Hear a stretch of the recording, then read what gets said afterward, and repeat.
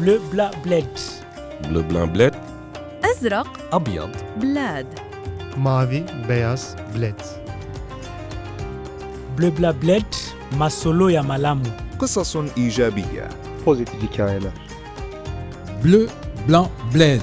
Des histoires en positif. Cette semaine, Bleu Blanc Bled balade son micro sur un tournage avec Jeff Taver à Soissy sous Montmorency. Quand on tourne tout dans le même axe. Tous les plans qu'il y a dans le même axe, parce que dès qu'on change d'axe, il faut changer l'install, changer la lumière de place pour changer l'éclairage. Donc du coup, c'est pour ça qu'on fait toujours des plans, on tourne tout dans le même axe, et après, quand on change d'axe, on tourne tous les autres plans. Pardon, je crois qu'il est... Non, mais ça tourne pas, il faut le clap, non? Mais ça a coupé ou ça a pas coupé? Mais ça a coupé, ça se voit que ça a coupé. Oui. Ah oui. Bah c'est ça, je dis moi.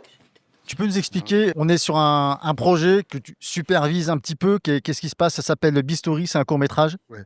Alors c'est un court-métrage d'une de nos élèves, Stéphie. Pour vous expliquer le contexte, c'est voilà, on a créé une association qui s'appelle Cinécubateur. Et le processus, c'était de faire un genre de Ciné-Factory. Donc dans Ciné-Factory, c'est quoi? C'est comme une sorte de formation. On a sélectionné 16 candidats, 4 techniciens et 12 réalisateurs. Donc du coup, de janvier, je crois, à avril, on a fait les écritures avec des mentors. Et du coup, ça a donné lieu à 12 scénarios. À la suite de ça, on a passé les scénarios devant un jury et il y en a 6 qui ont été sélectionnés. Et là, Bistouri, c'est le dernier qu'on tourne, qui parle des monstrues douloureuses.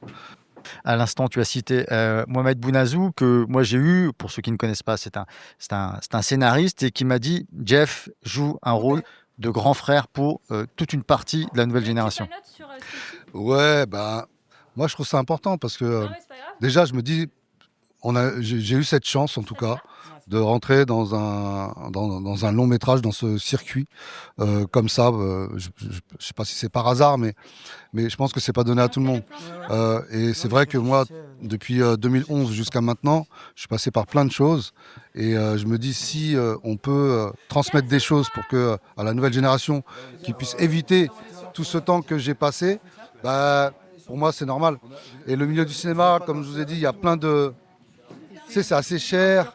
Même si maintenant, il y en a qui font des formations gratuites, j'ai l'impression qu'on profite beaucoup de subventions, de plein de choses. Alors que moi, j'ai toujours dit que le terrain et le dialogue, c'est ce qui prime le plus, quoi. La théorie, c'est une chose, mais il n'y a pas mieux que le terrain, en fait. Ce matin, c'était quoi ton rôle là? J'ai vu un petit peu, tu peux nous expliquer? Ouais, je supervisais un petit peu parce qu'il faut leur laisser un peu la main, parce que sinon, je m'accapare le film. Hein. Je leur dis, attends, moi, la couleur, elle n'est pas bonne. Enfin, il y a plein de choses que je leur rappelle par rapport à leur thématique, mais je leur fais juste des rappels pour qu'ils puissent se concentrer et puis aussi s'imposer, parce qu'en tant que réalisateur, il faut aussi s'imposer avec le chef opérateur quand on n'est pas satisfait. Il ne faut pas être timide, il faut savoir ce qu'on veut et le dire, parce qu'on a vite des regrets une fois que les rushs sont dans la boîte, c'est trop tard. Donc voilà, je leur donne ces petits conseils-là pour qu'ils puissent le faire assez rapidement. Et puis après, je les laisse un peu s'amuser, quoi. Alors, la preuve, c'est que là, ils vont tourner, mais toi, tu vas partir. Voilà, c'est ça. je reviendrai les voir demain, après-demain, mais il faut leur laisser un peu se faire, parce que sinon, on les chouchoute et ils prennent pas assez le lead. Vas-y, on reprend. Action, Meka.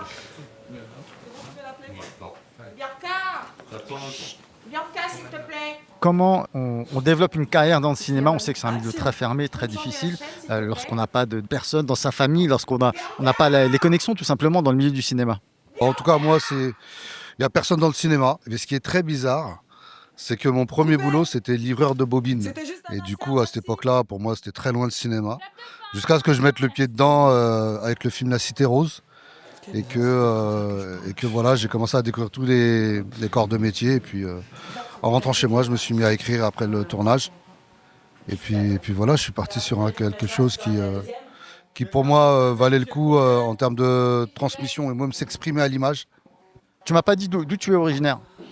J'ai grandi à Sarcelles-Saint-Brice, mais je suis originaire de la Guadeloupe et des Antilles, quoi. Alors, c'est un milieu quand même qui est très fermé. On a beau croire qu'aujourd'hui, avec le numérique, on peut tout de suite rentrer dans le cinéma, mais non, c'est toujours un milieu très fermé.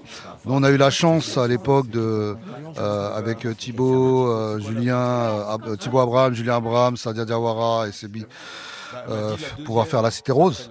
Et à partir de là, on est rentré dedans et puis on n'a pas lâché. C'est pas ce qui a fait qu'on a explosé, parce que même en faisant un long métrage, derrière, on galère parce que c'est toute une économie, toute une industrie qui est compliquée à monter. Il y a un montage financier, il y a plein de choses qui rentrent en compte et c'est très compliqué. Alors moi, je me suis donné les moyens de faire des courts-métrages pour m'exercer, pour faire pas mal de choses. Et en faisant mes courts-métrages indépendants, ça m'a permis aussi de voir comment gérer l'industrie du cinéma et en même temps essayer de trouver un nouveau procédé de pouvoir fabriquer des films, parce qu'aujourd'hui, ce qui est le nerf de la guerre, c'est le financement d'un film, quoi.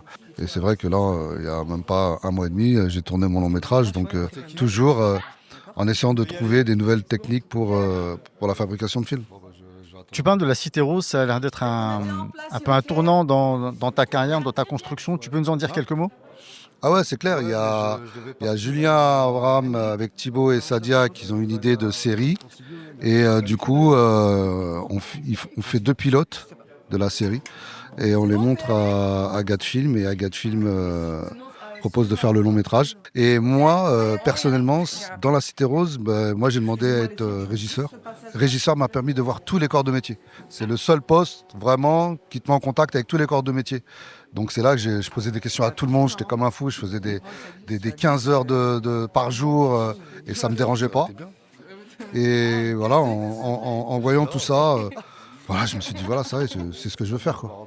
Et puis à partir de là, je me suis donné les moyens, j'ai commencé à faire plein de recherches, des tutos, j'ai fait des formations, que ce soit en montage vidéo, que ce soit la formation scénariste, aussi directeur de post-production. Enfin, voilà, j'ai été dans tout ce qui concernait la fabrication d'un film pour pouvoir le maîtriser, sachant que mon but, c'est vraiment de réaliser.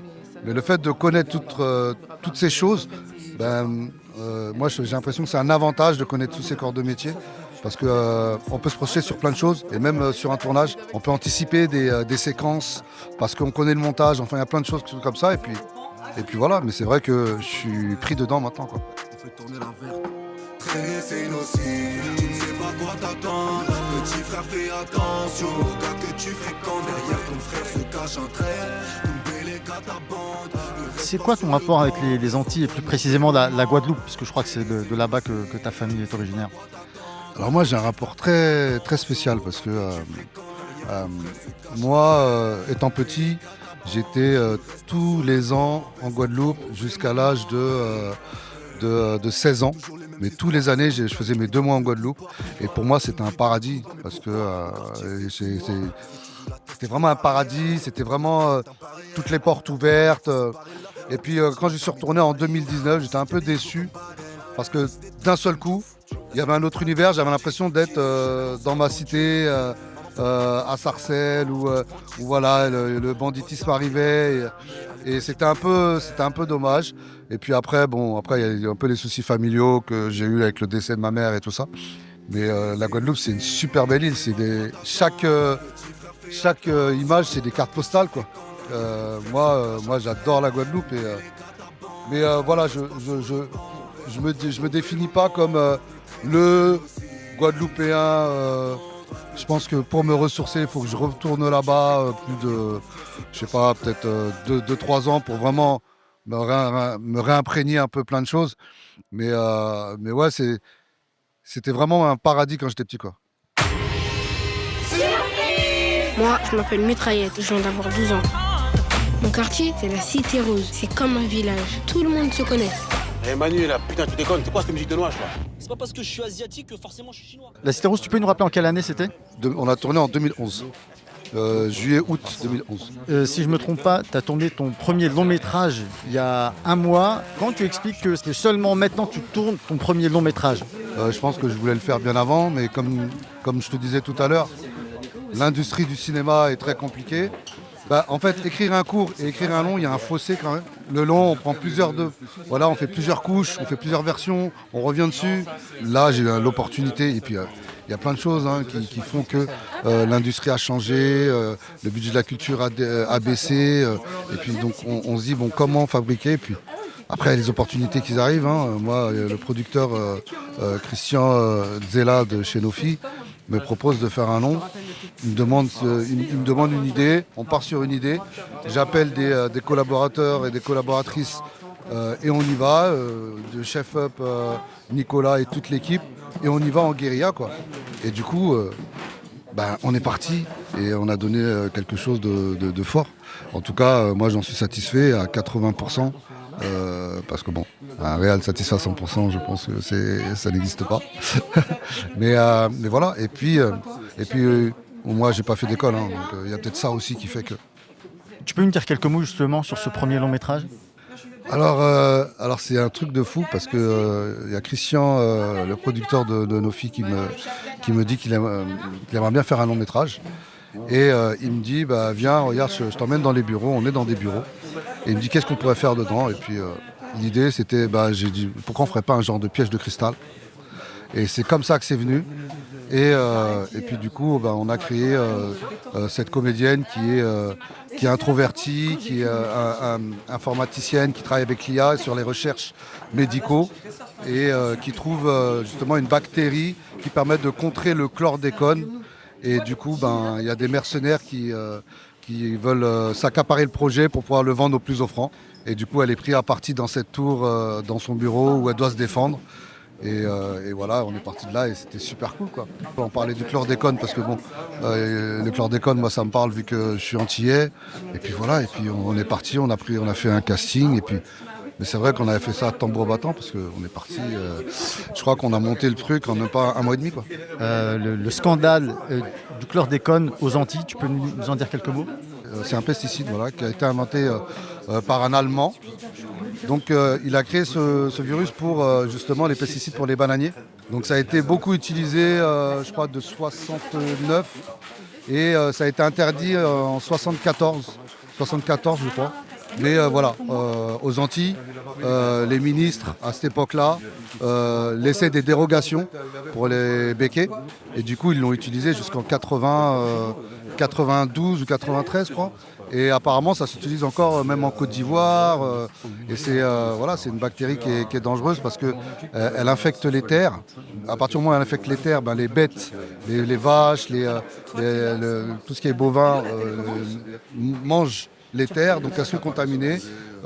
Du coup, la viande est contaminée, le corps humain est contaminé et ça provoque, et chez les femmes, beaucoup le cancer du sein aussi. Ma mère est décédée d'un cancer, donc j'ai aussi beaucoup ce truc-là en tête. J'ai mon père qui a travaillé les terres dans les années 73 et 70. Donc quand je lui en parle, il en sait beaucoup quelque chose parce qu'ils n'avaient même pas de quoi se protéger. Donc voilà, donc c'est voilà. Après, le sujet du film, c'est pas le chlordécone, mais l'idée, c'était aussi de l'introduire pour qu'on puisse en parler parce que je crois qu'on n'en parle pas assez. Réaction. Ah pardon, Non, clap, pardon. moteur. Pardon. C'est juste le Je suis désolé, I'm sorry, ok. Oh. On fait clap de fin. Allez, clap de fin.